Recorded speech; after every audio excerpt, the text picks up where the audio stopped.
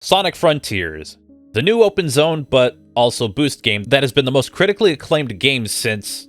Okay, maybe it's not critically acclaimed, but it's been praised as a great new direction and so on and so forth. I personally couldn't see what people liked about it as much as I tried, but it's great to see that it's not all doom and gloom for others. Then, the request came in. Sonic Frontiers, without defeating a Badnik when. It was a dark, disturbing realization on that fateful November 8th morning that I would be tasked with taking on this massive world, and at the same time, protecting the... wildlife. Anyways, it's been about a month and a half, and I guess I can take a step back from Mega Man to do one of these. The problem lies in the opening of the game where you are forced to fight the different enemies because this game has to tell you how to do things. I even did this on stream and we managed to do a lot after defeating the first 5 enemies and using Trick Wall to our advantage. From there, we utilized DSS to launch over and make it to the first boss. It's a fun move, but again, 5 enemies must be defeated and the player needs to visit Trick Wall after unlocking the Trick ability. Unless new strats are developed, we're stuck. So how about I run through a gauntlet of levels again? Sonic Frontiers has a separate mode for the cyberspace levels, which are the 2D and 3D levels that we're more familiar with. The rules are simpler than ever. Get to the end of each level from all 4 worlds without defeating a single enemy. I'm typing all of this before starting the challenge and after not playing Frontiers for some time, so I'm going to say I can pull it off without an issue. I'm told of a trick that can be done to fly over some levels, but I'll try to do all of it with my average skill first. So let's answer the question, can you beat cyberspace in Sonic Frontiers without defeating a Badnik? Let's find out. 1-1 is pretty easy. About halfway through you'll start coming across these motobugs, but most of them are harmless. There is one that can be a problem if it stays close to the ledge, but this level is a breeze. The infamous 1-2 is also light on enemies. Sure, you get this little bit with 3 of them, but as long as you don't jump into them or use the homing attack, you should be fine. I will never S-rank 1-2 in this challenge. Just throwing it out there. 1-3 is in 2D, but there isn't much of a challenge. I stick to the higher route as long as possible, and it was like playing the level without the challenge. There was nothing there. 1-4 is Green Hill Zone Act 2 from Sonic Generations, so the curve after the first spring is where you'll find a few motobugs, which can be ignored. The crab meats can also be avoided by boosting immediately, and I wanted to break the bridge, but I didn't want to run the risk of hitting anything, so I kept moving along to finish the level. 1-5, and I'm noticing a lack of Badniks in this first turn. I remember Generations having a few Spinies, but whatever. I did find some closer to the end, but taking the highest path allows me to rail grind past all of them and get another S rank. 1-6 gave me a bit of a jump scare with the Motobug Buzz Bomber combo, and I didn't even notice the choppers because they were spawning in after I cleared the bridges. It's possible to double jump over the crab meats, but I find jumping and air boosting to be the safer alternative. Aside from that, stick to the high ground, miss a swinging platform, and avoid the Motobug and crab meat. Oh, and the 2 Buzz Bombers. Even if that means falling into a pit of spikes and frantically trying to escape because there's a very short invincibility window. After that, the level is finished. Level 1-7 doesn't have that much of interest. The generic helicopters and tanks make appearances, but they are stationary and only attack if you take way too long to go on. It contains parts of City Escape, so it's super easy. With another S rank, all of the cyberspace levels from Kronos Island are done. 2-1 starts with a little jog, but at the springs, I have no choice but to boost over the Buzz Bombers. Then, there's a lot of nothing, including going past the crab meat, and the level ends. 2-2 is where things finally get a little interesting. And I mean only a little. First off, it's reliant on 3D platforming, which is hot garbage. Then, there is a gap between 2 spinning platforms that I have to get over without hitting one of the Buzz Bombers between it. Fortunately, the game doesn't have the homing attack on the same button as the jump, so I can boost jump over it. Sometimes. There's still room for error. Once I'm through that, the level has me doing more platforming, and it's done. I stuck to the highest route possible and didn't see a single enemy in 2-3, so we're gonna move on. 2-4 and the 1 egg robo wasn't that bad.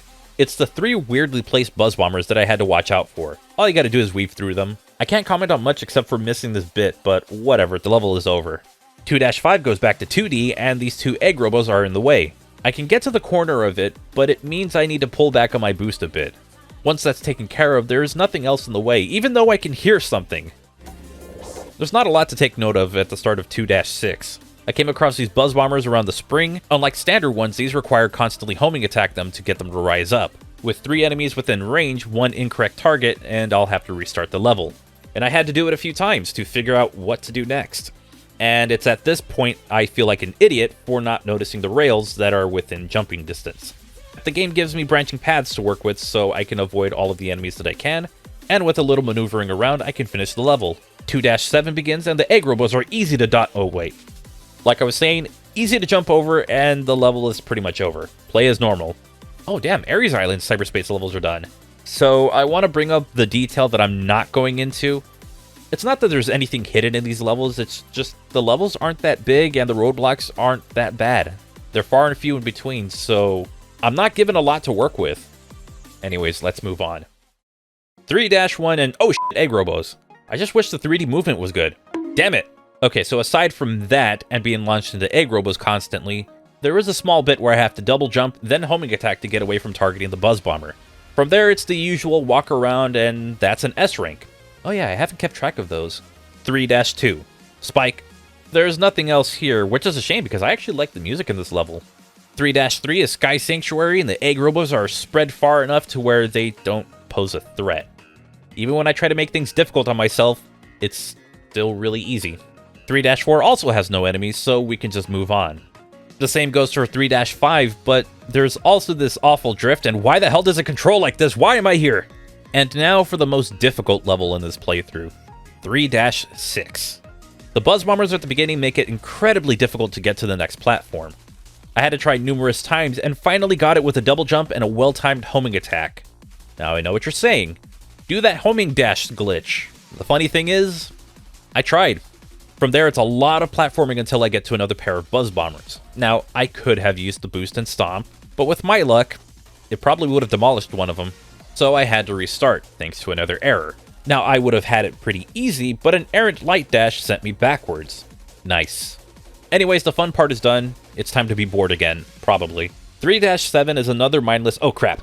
It's another level that has nothing important going on. Go past the spikes at the right time and avoid the... Come on. Aside from that, you can get caught in this corner, but the cyberspace levels in Chaos Island are done. We're at the home stretch. 4-1 doesn't have much to write home about. It's another 3D level, so the egg robos can be easily avoided. Looking back, I think I got really bored because I started dying a lot more. Anyways, the buzz bomber before the skateboarding section is the only real badnik in the way, and that's it. So 4-1 is done. None of the enemies hurt in 4-2, and there's not a lot in the way. Actually, this was how I found out the vehicles don't even hurt you, so we can just move on from there. 4-3. Damn it. It's another 3D level with mostly egg robos. It's not the worst, so the level goes on without a... What? You can't be serious. Yes, unfortunately, the only way to beat 4-3 is to destroy 3 egg robos, which will then spawn the goal. This also means that cyberspace cannot be beaten without defeating a badnik. A playthrough ended by 3 enemies. Why does that sound oddly familiar? So, while this run is technically over, I wanted to see how the last few levels would go, so let's take a look at them. Most of 4-4 is pretty empty unless you count the spikes. Once I got to the helicopters, I ran into this issue of not seeing something I can aim for on the other side. It takes me a few tries and a restart to see it, and we're on to another set of vehicles, this time tanks. Landing Sonic is a pain, but landing near the edge can be done with a few attempts. And now the level is finished. Fuck your D rank. 4-5, there's no enemies. Moving on. While 4-6 has enemies, they're not really in the way. The high route is still the best strategy and none of them are blocking me. Just boost over the spinies and the level is finished. 4-7 is full of vehicles, so it's a cakewalk. Even when I had to get on this guardrail to bounce and boost over a ledge. If anything, I'm legitimately shocked that I could get away with that. There's nothing else, so we're on to the next level. 4-8 is another 3D level, but you're dealing with smaller platforms and a lot of homing attacks if you choose to use them. All I had to do was boost away from this cluster of buzz bombers and the rest of the level is done. 4-9. There are 3 tanks, and there are 2 skateboarding sections. Well, that was anticlimactic. So, can you beat the cyberspace levels in Sonic Frontiers without defeating a badnik? You must have forgotten the last section because the answer was no. I'll be honest, I genuinely did not enjoy that. I don't mean the whole losing the challenge part, I don't really care about that. I mean all of cyberspace. It just never felt good to play, and a handful of levels are from other much better games. Half the time I was playing this, I kept thinking to myself, I could be playing those. Except for Unleashed. As much as I've tried, I did not enjoy that one very much. But I remember it being anything but boring.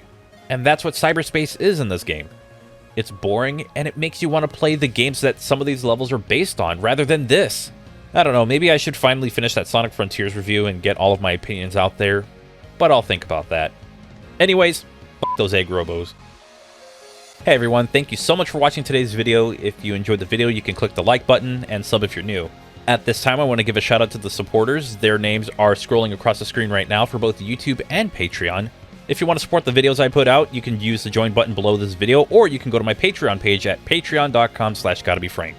It only costs $1 to join, so if you wish to do so, I thank you very much. Your extra support is greatly appreciated. You are all awesome. I'm also on social media with many links in the description. Twitter, Mastodon, Instagram, probably something else I'm forgetting, but it's in the description, so have at it. With that said, I hope you all have a wonderful and safe day, and I'll see you in the next video, but until then, take care.